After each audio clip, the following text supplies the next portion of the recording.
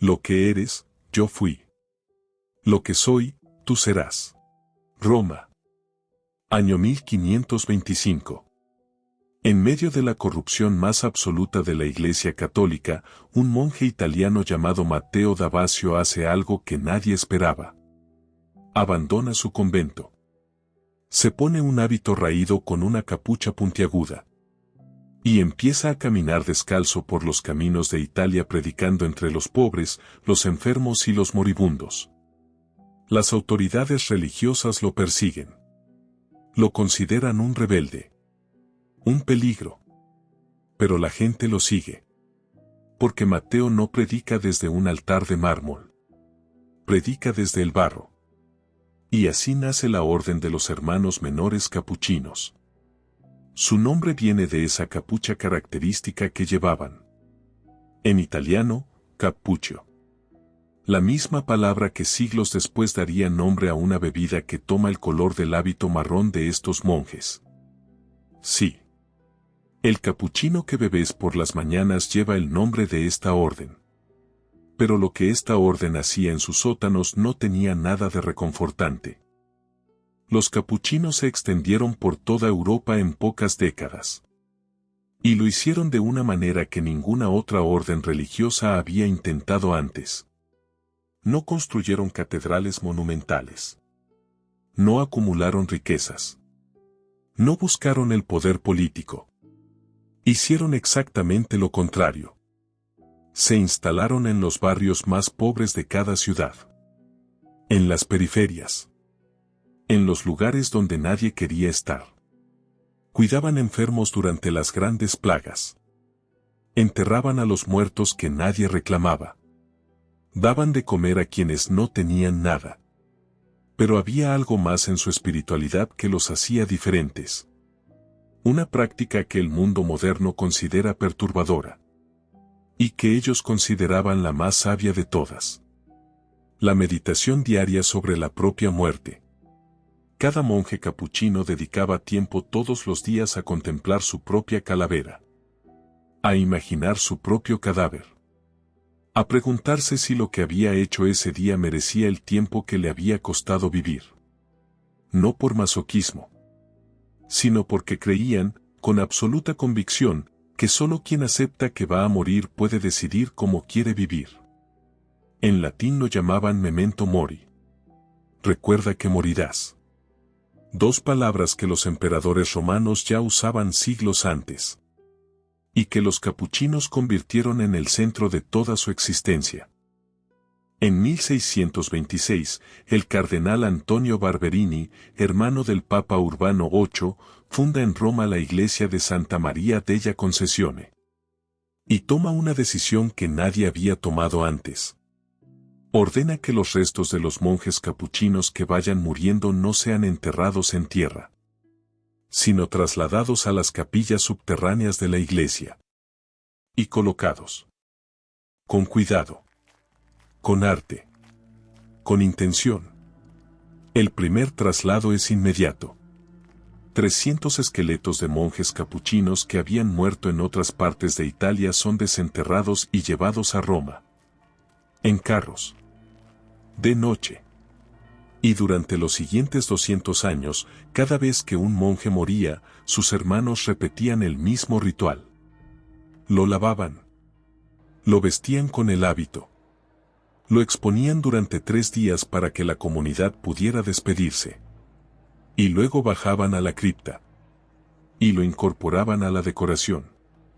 No como un cadáver abandonado. Como un elemento de un mensaje que llevaba siglos construyéndose hueso a hueso.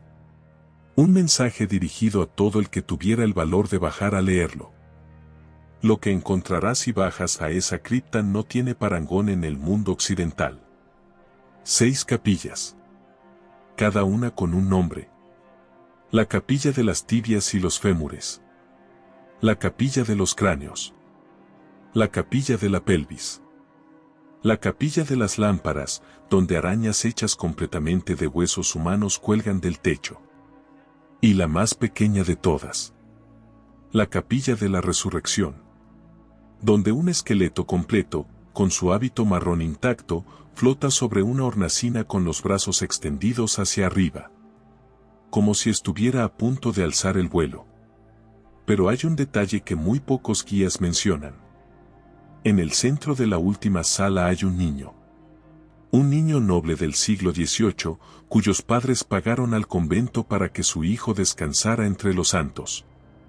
Tiene entre 3 y 4 años según los historiadores. Y sostiene en su pequeña mano de hueso una guadaña. El símbolo de la muerte. Colocado ahí por sus propios padres. Para recordar a todo el que entrara que la muerte no entiende de edad. Ni de riqueza. Ni de inocencia. Cuando uno baja a la cripta por primera vez, el instinto es retroceder, el olor a piedra antigua. La penumbra. Los cráneos mirándote desde todos los ángulos, pero si te quedas, si resistes ese impulso, ocurre algo que nadie te advierte en la entrada, empiezas a ver arte. Los capuchinos no apilaron los huesos al azar. Cada sala tiene una geometría perfecta. Una simetría que solo puede ser intencionada, rosetones hechos de vértebras. Arcos construidos con costillas. Lámparas de araña tejidas con falanges y cúbitos, todo colocado con la misma precisión con la que un maestro arquitecto coloca cada piedra de una catedral, porque eso es exactamente lo que es una catedral.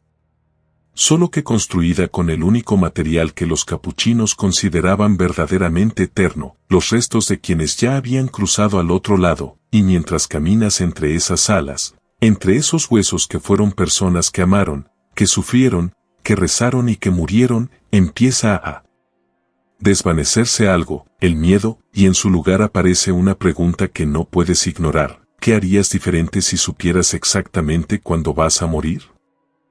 Hay civilizaciones enteras que han construido su cultura alrededor de la muerte. Los egipcios con sus pirámides y sus libros de los muertos. Los aztecas con sus altares y sus ofrendas. Los tibetanos con sus rituales de transición entre vidas. Todas culturas que miraban a la muerte de frente. Que la invitaban a sentarse a la mesa. Que la consideraban no el final de la historia, sino parte de ella. Y luego estamos nosotros. Una civilización que ha borrado la muerte de la vista. Que muere en hospitales detrás de cortinas blancas, lejos de casa, lejos de quienes amamos. Que no sabe qué decirle a alguien que acaba de perder a un ser querido. Que ha convertido el envejecimiento en una enfermedad y la muerte en un fracaso. Los capuchinos tenían algo que nosotros hemos perdido. No miedo a la muerte. Conversación con ella. Y quizá por eso, después de 4 siglos, esa frase tallada en la última sala de la cripta sigue siendo la más perturbadora que jamás leerás en una pared. Lo que eres, yo fui. Lo que soy, tú serás. Esto es Summa Arcana. Sapientia Aeterna.